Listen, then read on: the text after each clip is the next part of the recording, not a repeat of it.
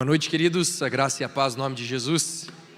Uma alegria mais uma vez estar com os irmãos nessa noite. Espero que o Senhor fale ao seu coração e encha cada um de nós dessa presença maravilhosa que nós temos à nossa disposição, a convicção de que o Senhor está à nossa disposição e que quando nós buscamos de todo o coração, Ele responderá às nossas orações. É nesse espírito que eu quero que você abra comigo a sua Bíblia no Evangelho segundo Mateus, capítulo 10, a partir do versículo de número 24. Conforme você encontrar esse texto, eu quero que você se coloque em pé. Mateus, capítulo 10, a partir do versículo de número 24.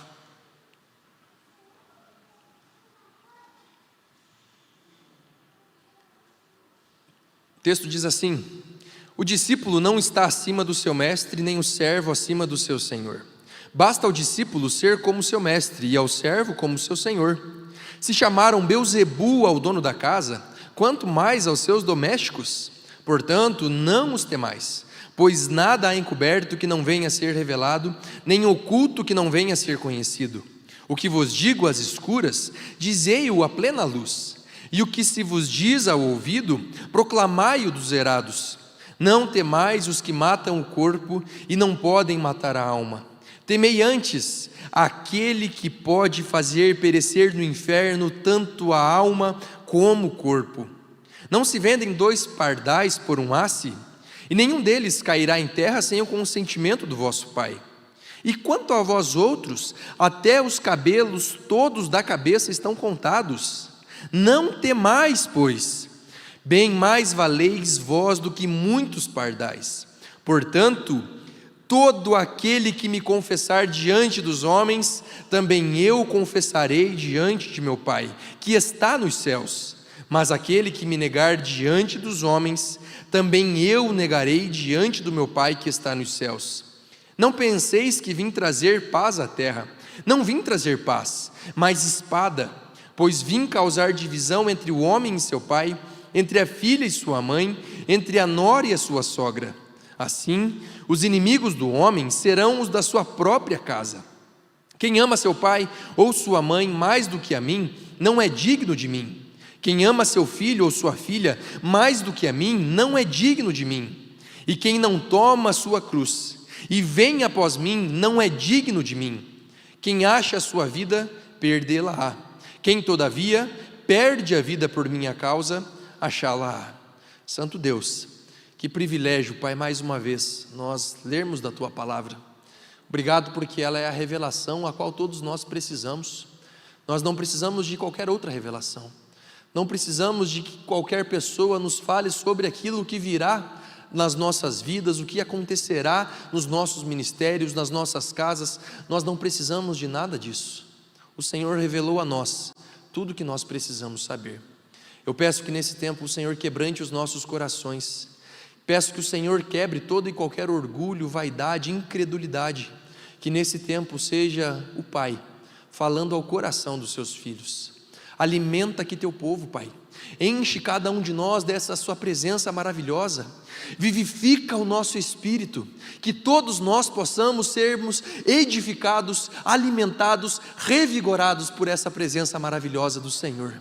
Enche este lugar, nós queremos mais de Ti, no nome de Jesus, amém.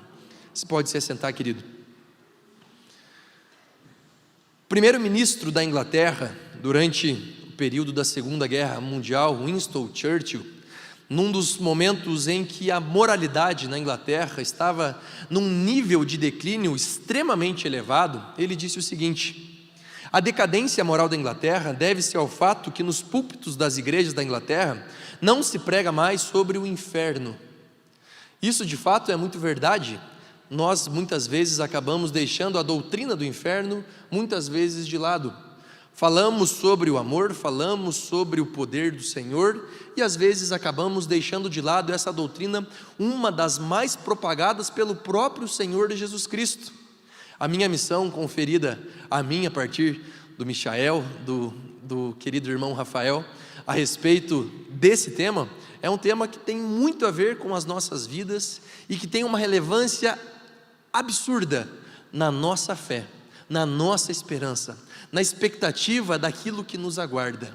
E é com esse espírito que eu quero te convidar a nós refletirmos sobre 3 aspectos. Primeiro, a verdade do inferno. Segundo, a verdade do céu. E em terceiro, a verdade da vida.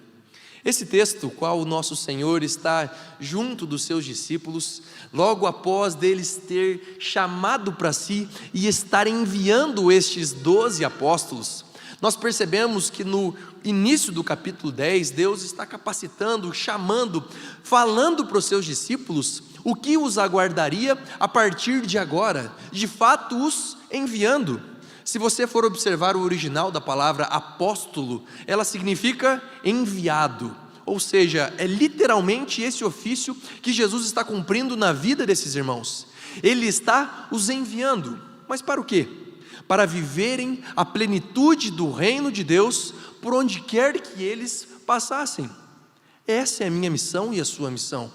Nós não somos apóstolos no sentido que muitas pessoas hoje defendem, mas eu gosto sempre de citar Augusto Nicodemos, quando ele diz que apóstolo bom é apóstolo morto. Não existem mais apóstolos.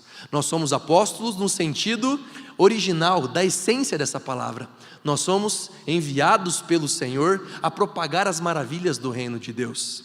Por isso, essa mensagem não se resume a um grupo de homens específico, mas se resume e se destina a todos nós, povo do Senhor.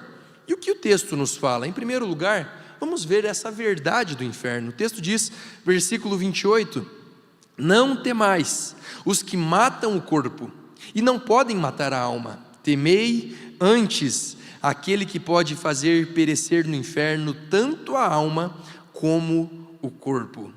Observe que Jesus, ele então, depois desse diálogo que ele está tendo com seus discípulos, ele os chama para que eles se atentem à realidade da perdição eterna, da morte eterna.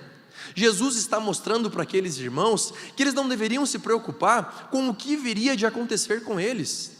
Ansiedades que muitas vezes nós nutrimos por coisas que nunca acabarão com a nossa vida. Eu tenho medo de ser assaltado, eu estou saindo na Zona Leste, eu não posso pegar o meu celular porque pode passar um bandido. Irmãos, o Senhor das nossas vidas é o próprio Deus, e nada nesse mundo vai acontecer a cada um de nós se não for pela soberana e perfeita vontade de Deus. Ninguém vai ser morto, ninguém morrerá sem que o nosso Senhor consinta com isso. Por isso, descanse no Senhor. Quem lhe dá a sua segurança, a sua provisão, não é um homem, não é um segurança, não é um corpo militar, mas quem provê a segurança, quem provê a paz a cada um de nós, o cuidado, o favor, é o próprio Deus. Jesus está dizendo para os seus discípulos, acalmem-se, temam muito mais aquele que de fato pode acabar com a sua alma, do que aqueles que podem tirar a sua vida. Porque quando nós morremos, para onde nós vamos? Mas não quero falar sobre isso, depois eu falarei. Jesus está trazendo aos seus discípulos uma doutrina que não era nova. Quando nós observamos o Antigo Testamento, nós percebemos em inúmeras ocasiões, Deus revelando ao povo de Israel, depois ao povo judeu, a realidade do inferno, a realidade da morte eterna. Ou seja, essa doutrina não era nova para os discípulos. Quando Jesus fala inferno, muitos deles já eram familiarizados, nós não podemos dizer que todos eram familiarizados com esse ensino. Ou seja, Jesus está mostrando para eles o que de fato viria a ser este inferno. E o que é o inferno? Você já se perguntou? Eu separei aqui 5 interpretações que nós observamos nos nossos dias sobre o que é esse inferno. A primeira doutrina que nós podemos observar, que nos falam sobre o que acontecerá conosco após a morte, é uma doutrina que hoje tem sido amplamente difundida, que é a doutrina da reencarnação. A doutrina que tem a sua origem, principalmente lá na Europa, com o início do espiritismo kardecista. O que eles dizem? Que não existirá este inferno, que nós morremos, nós seremos tratados, nós reencarnaremos e assim haverá a evolução da nossa alma. Mas não existirá um lugar o qual todos nós seremos enviados para a morte eterna. Não existe. Mas o que a palavra de Deus nos diz? Diz o seguinte em Hebreus 9, 27: aos homens está ordenado morrerem uma vez, vindo depois disso o juízo.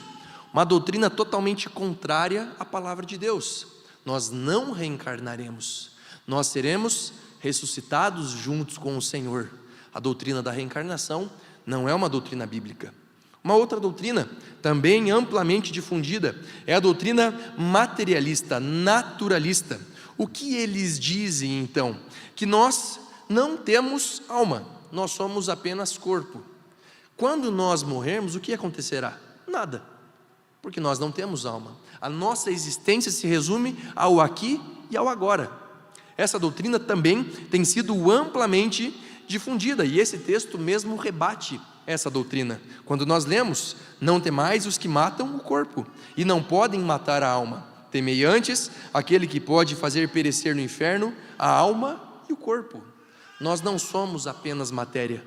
A palavra de Deus é muito clara em dizer que nós somos corpo, mas também nós somos espírito.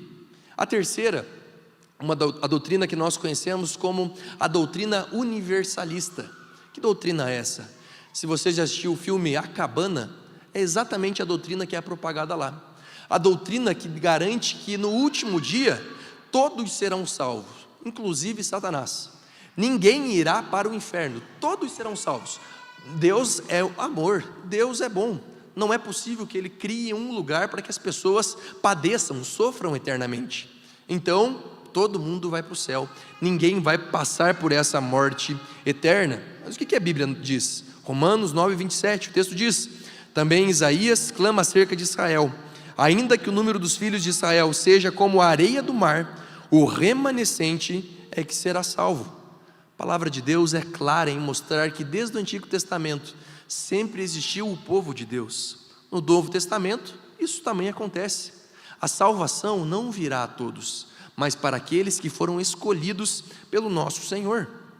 Outra doutrina sobre o que é o inferno, o que virá depois da morte, é o purgatório. Essa doutrina é apresentada pela Igreja Católica Apostólica Romana.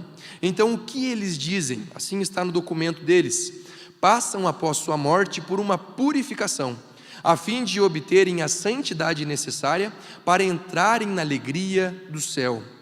São pessoas que foram escolhidas, mas não foram santificadas na sua plenitude aqui na terra. Então elas precisarão passar por um outro estado, para que lá então elas sejam totalmente santificadas, para assim elas entrarem no gozo eterno. Doutrina a qual nós não encontramos qualquer base nas Escrituras, ou melhor, nós encontramos na Bíblia católica, no livro apócrifo de Macabeus, quando nós lemos que o seguinte: os que morrem na graça e na amizade de Deus não estão completamente purificados, embora tenham garantida a salvação eterna. Não temos base bíblica nenhuma. A revelação de Deus nos fala nada sobre purgatório. Quinta e última doutrina a respeito do inferno é o aniquilacionismo. Essa doutrina inclusive foi defendida por grandes homens da teologia. Cito um deles, John Stott. E o que eles dizem? Que Deus ele não submeteria pessoas a um tormento eterno. Então eles dizem que aqueles que foram destinados ao inferno, eles serão ao final do juízo aniquilados, eles deixarão de existir, não haverá um lugar para que eles padeçam e sofram eternamente. Mas qual é a verdade bíblica sobre o inferno? Primeira coisa, o inferno é um lugar real. O inferno é um lugar. Em todas essas doutrinas, a maioria delas, nos falam dos homens conseguindo sair dali. Aqui não. A Bíblia nos fala que existe um lugar. Normalmente no Antigo Testamento nós vemos a referência ao inferno como o Vale de Rinom. O que era esse vale? Era um lugar conhecido pela desonra, pela morte, pela dor pelo povo de Israel. Então imagine que naquele vale era um lugar que funcionava literalmente como um cemitério ao céu aberto. Depois se transformou num lixão, um lugar que pelos gases ali encontrados estava o tempo todo pegando fogo. As chamas tomavam conta daquele lugar. Ou seja, na visão do povo de Israel, ao olharem para aquele vale, eles tinham como o pior lugar de todos os locais os quais eles já haviam conhecido. O pior lugar. Nosso Deus nos fala sobre este lugar, e Ele usa então para mostrar à nossa mente como se parecerá esse lugar, como o Vale de Rinom. Um lugar de morte, um lugar do fogo eterno, um local onde os vermes constantemente comeria a carne daqueles que ali estariam. É um lugar, não é no sentido figurado, é literalmente um lugar. A verdade bíblica sobre o inferno, em primeiro lugar, é que o inferno de fato é um lugar. Em segundo lugar, o inferno é um lugar de consciência. Quando morrermos, aqueles que forem para o inferno, eles não se lembrarão de nada, eles estarão como anestesiados, eles não sofrerão, serão corpos que estarão vagando. Não, as pessoas lá terão consciência, elas estarão vivendo aquele momento. Não é sem a sua memória, sem a sua percepção, sem os seus sentidos, sem qualquer percepção sensorial, não. Todos que lá estarão, sentirão, terão a consciência de onde eles estarão. Terceiro, o inferno é um lugar de sofrimento permanente. Não consiste então de uma ideia metafórica, é um lugar de consciência e um lugar de sofrimento eterno. Não é um lugar onde você estará vivendo ali e você terá determinado momento de refrigério. Não, é o sofrimento permanente, o tempo todo. Não haverá qualquer descanso, não haverá qualquer refrigério. Nós temos realidades hoje, nos nossos dias, como por exemplo de guerra. E nós vemos muitas guerras acontecendo nesses dias. E hoje, por conta das mídias, nós podemos ver o que acontece nesses locais. Homens desesperados para saírem dali. E que quando eles veem o socorro vindo, homens brutos, fortes, se põem ao chão, alegres por eles terem encontrado o refrigério e a salvação. Aqui, nesse lugar de consciência, não haverá qualquer refrigério, não haverá água, uma gota sequer para matar a sede daqueles que estão mergulhados nessas chamas. É uma dor a qual nunca nenhum de nós, por mais que tenha sofrido nesse mundo, poderá entender a completude dela. Um lugar de sofrimento permanente. O inferno é um lugar, e aqui é o pior de todos, da ira de Deus. Um lugar de consciência, de sofrimento permanente, onde aqueles que ali estão receberão da ira do nosso Deus. Irmãos, nós vemos Jesus fazendo uma oração logo antes dele ser crucificado. E ele diz: Deus meu, se possível, passa de mim este cálice. Jesus não estava se referindo à cruz nessa ocasião. Jesus predisse a sua morte de cruz muitas vezes. Jesus veio para morrer naquela cruz. Jesus não está com medo da cruz. Ele não está se acovardando diante do chamado de Deus. Ele está se referindo à ira que era destinada a todos os homens por conta do pecado, a ira que seria agora então compilada no seu corpo naquela cruz. A humilhação dele carregar a cruz nas suas costas naquele caminho não era nada. A humilhação dele ter sido xingado, escarrado pelas pessoas à sua volta não era nada. A dor nas suas costas pelas chibatadas que ele levou não era nada, perto do que viria a ser a ira de Deus. Irmãos, o inferno não é um lugar onde haverá a ausência de Deus. Pelo contrário, é um local onde a ira de Deus será derramada. Eu não sei qual é a sua percepção do pior lugar, da pior experiência que você já teve, mas nada se compara com o que virá a ser o inferno. O Vale de Rinom era feio, era um lugar de morte, de dor. Você imaginar vermes diariamente comendo a sua carne, você sentindo isso na sua pele, e não poder morrer, porque ali você habitará eternamente. Este lugar é o inferno. É isso que a Bíblia nos apresenta como este local, o qual muitos passarão por toda a eternidade.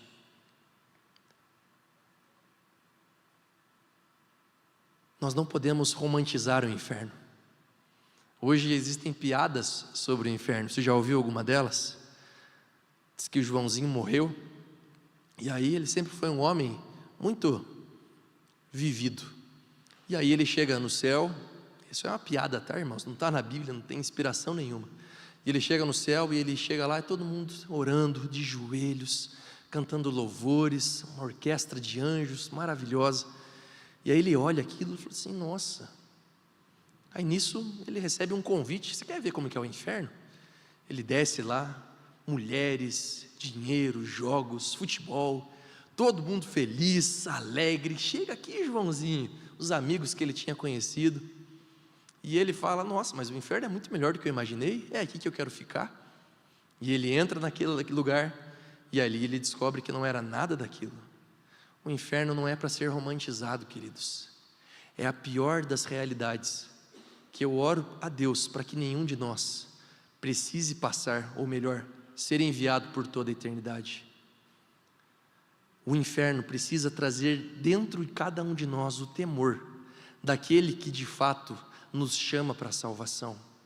Nós amamos muito mais a Deus quando nós percebemos essa realidade. Nós amamos e queremos muito mais a Deus quando nós lembramos qual é o destino daqueles que serão enviados a esse tormento eterno. E é sobre isso que Jesus está falando aqui nesse texto. Não temam aquele que pode matar o seu corpo, tema aquele que pode matar a sua alma e te enviar para o inferno. Essa é a verdade do inferno. Qual é a verdade do céu? O texto nos fala, versículo 32, portanto, todo aquele que me confessar diante dos homens, também eu o confessarei diante de meu Pai que está nos céus. O Senhor Jesus está mostrando as duas realidades, a realidade do inferno, e agora Ele nos leva à realidade do céu. E o que o Senhor pode nos falar nas Escrituras a partir do que é o céu? Em primeiro lugar, aquilo que nós encontramos em todas as doutrinas a respeito do que é o céu, e aqui eu quero te abrir um parênteses, porque nós somos reformados, e dentro da igreja reformada existem percepções doutrinárias diferentes sobre o que é de ser o céu. Então o que eu fiz? Eu fiz uma pesquisa mostrando aquilo que é comum em todas essas visões. Eu não quero me ater àquilo que nós somos diferentes de alguns irmãos, eu quero me ater àquilo que é comum a todas as percepções reformadas, ok? Sabe qual que é a primeira coisa que é comum a todas essas doutrinas? Primeira, a presença de Deus. Em todas essas doutrinas, nós encontramos que Deus estará presente. Não será como nós temos aqui. Alguém que está vendo Jesus aqui? Pela fé, nós cremos que Ele está aqui, edificando os nossos corações, o Espírito Santo vivificando as nossas almas, mas nós não conseguimos ver, não conseguimos pegar. No céu, a percepção que nós teremos é de fato do próprio Deus. Talvez uma história que nós podemos ter para entender o que será isso, era como era o Éden. Lembram quando Adão e Eva estavam no jardim, e na viração do dia, os irmãos lembram para onde eles iam? Para a presença de Deus, e eles conversavam. Ali não era uma oração que eles falavam e acabava por ali, mas literalmente o próprio Deus respondia a eles. No céu nós teremos a presença de Deus. Os crentes encontrarão então essa alegria e essa paz eterna. Segunda questão, segundo elemento que que nós encontramos em todas essas doutrinas, a vida eterna. Nós percebemos que no céu todos que ali estiverem viverão eternamente. Não haverá mais morte, não haverá mais dor. Nós todos estaremos lá por toda a eternidade, e será a melhor coisa do mundo, irmãos. Nós não envelheceremos, irmãs, não vai ter mais ruga, não vai mais passar massa corrida no rosto, não vai precisar, vai estar todo mundo linda, os homens fortes, vigorosos, viveremos em uma comunidade perfeita, sem pecado, sem dor, sem Corinthians. Brincadeira, os irmãos corintianos estarão lá. Mas, irmãos, será o melhor lugar do mundo, a melhor experiência de todas. E sabe, quando você prova dessa presença maravilhosa, gosto sempre de lembrar aquele encontro que nós temos com Jesus em acampamentos, retiros, durante um culto. Sabe quando teu coração fica cheio, que você fala assim: meu Deus, eu nunca mais quero ir embora desse lugar. Pastora Mauri, eu posso puxar um colchãozinho ali, já ficar para o próximo culto? Sabe esse desejo que você tem? Você encontrará muito mais, porque a presença do Senhor encherá aquele lugar. A palavra de Deus nos mostra que o Senhor estará conosco, o próprio Cristo estará com cada um de nós, e esse dia, irmão, será lindo, será maravilhoso.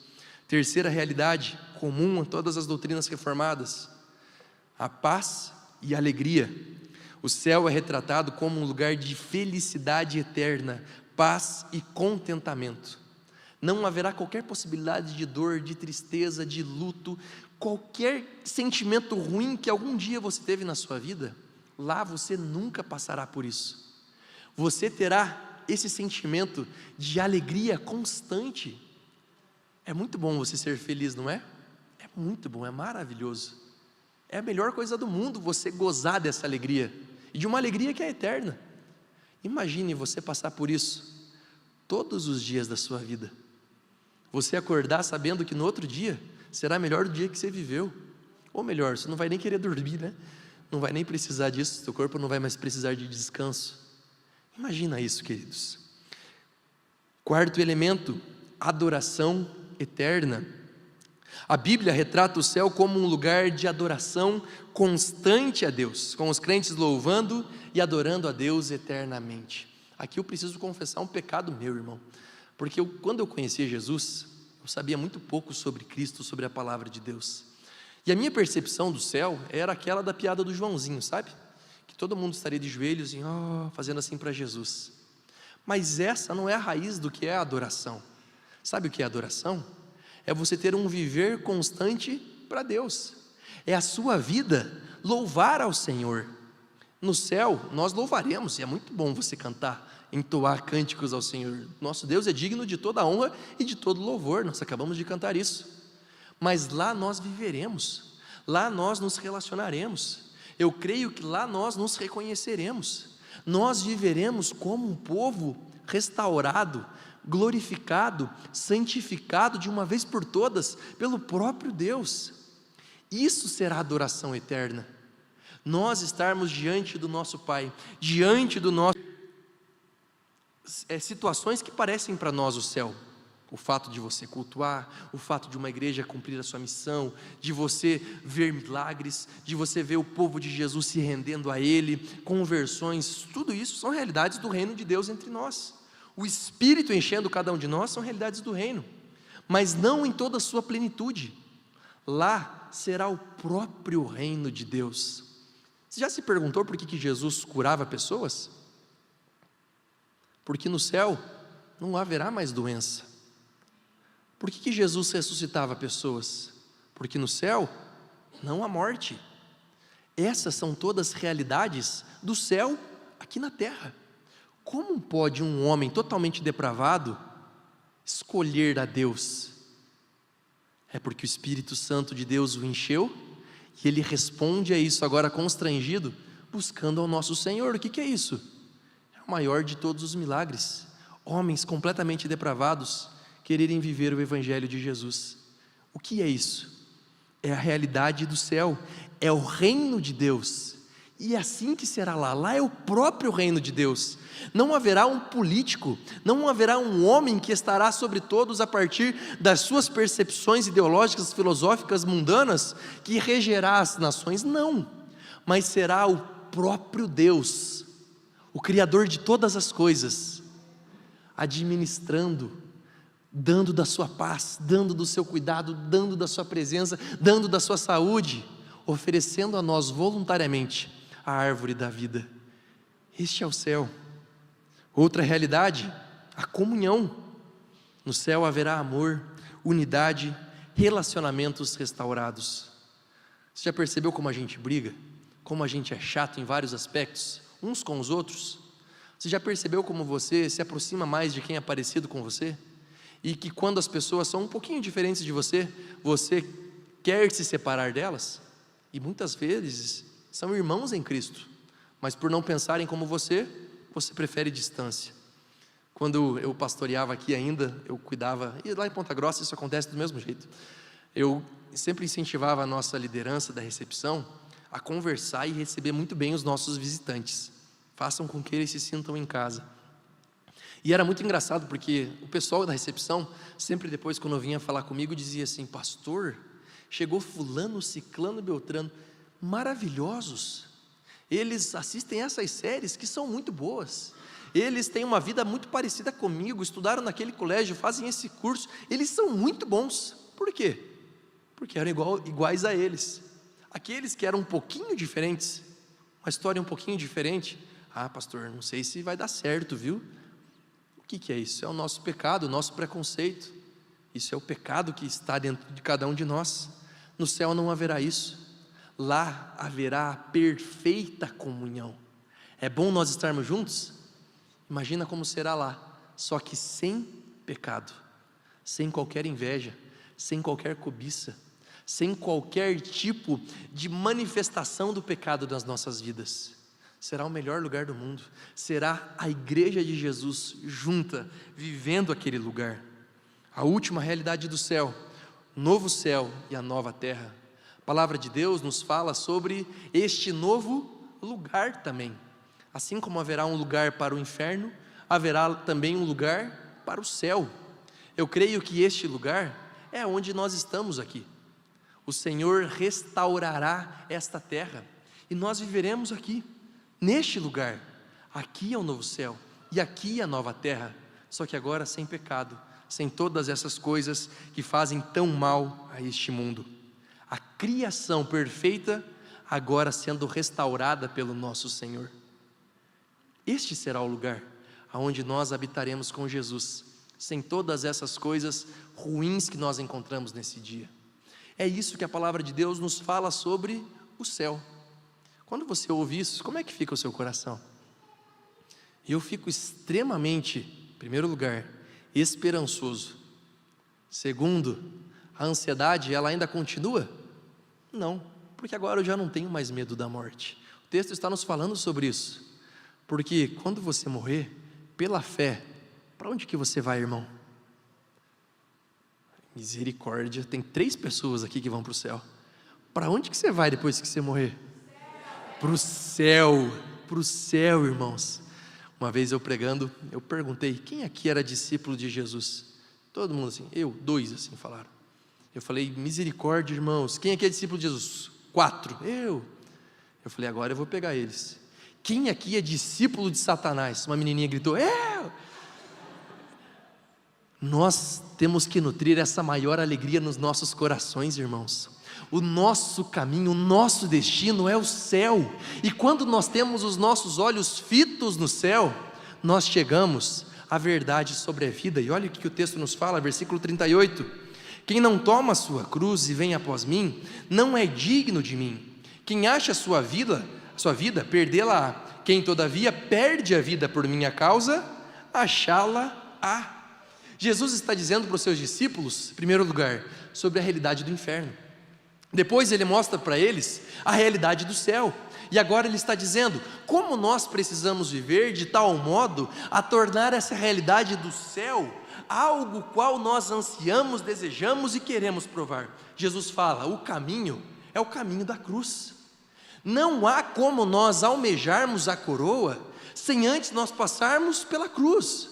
É a maior utopia do mundo você acreditar que o Senhor te colocou nesse mundo, ainda quando nós estamos vivendo em que o pecado tem esse domínio sobre nós, exerce essa influência sobre nós, mas que agora nós que fomos regenerados pelo Senhor, restaurados pelo Senhor, libertos das amarras do pecado, nós viveríamos a nossa vida tranquilos.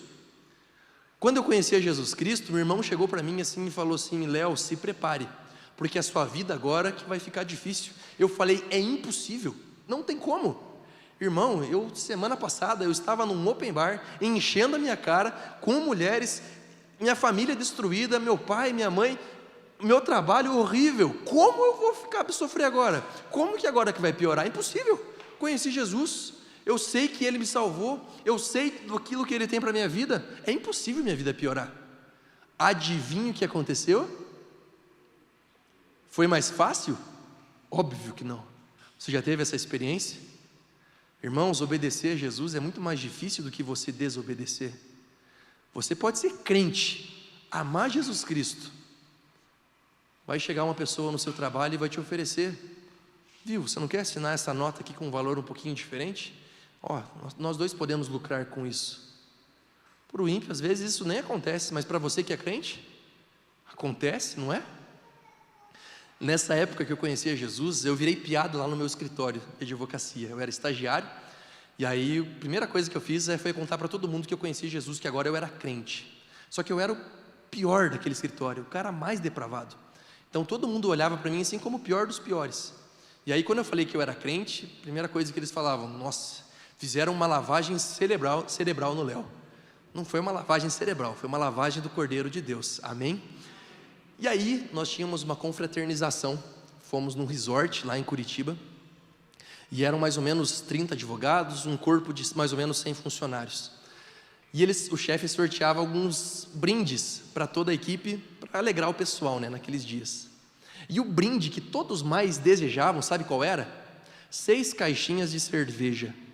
Então tinha lá, você ganhava sabonete, você ganhava perfume, você ganhava uma camiseta, e tinha as caixas de cerveja. Todo mundo ficava esperando ganhar aquilo. Dos 100 funcionários, adivinha quem foi o sorteado? Esse que vos fala. Só que agora eu era crente. Antes eu já trabalhava naquele escritório, já tinha participado desse sorteio N vezes. Quando que eu ganhei? Nunca. Agora quem foi sorteado? Eu. Aí o chefe me chamou lá na frente, me deu o microfone.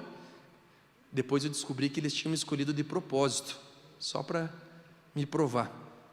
Eu cheguei ali, eu agradeci pelo meu emprego, pela vida do meu chefe, tem que fazer a política, meio de campo. Agradeci a oportunidade que eles tinham me dado, mas que agora aquilo não dizia mais respeito à minha vida, que agora eu era filho de Deus e que minha vida havia sido transformada.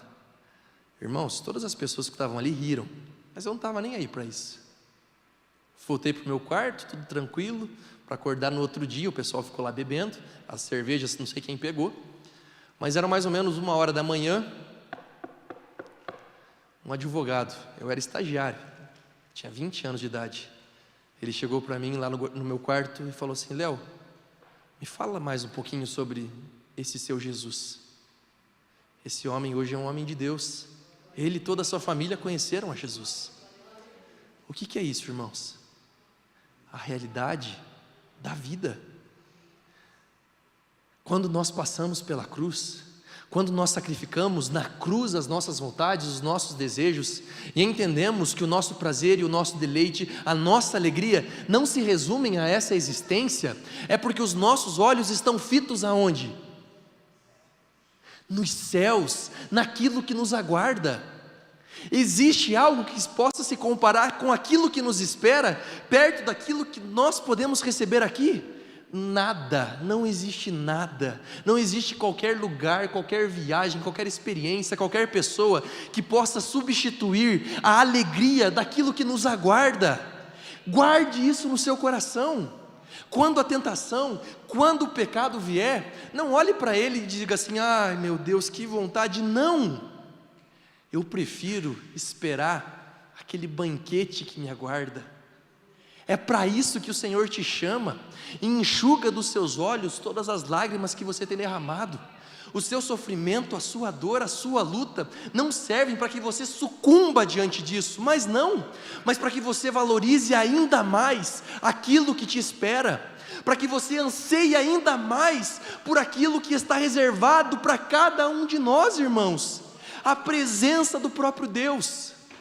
Eu lembro que quando preguei isso para umas crianças, um menininho de 5 anos chegou para mim e me puxou assim: pastor, que vontade de morrer.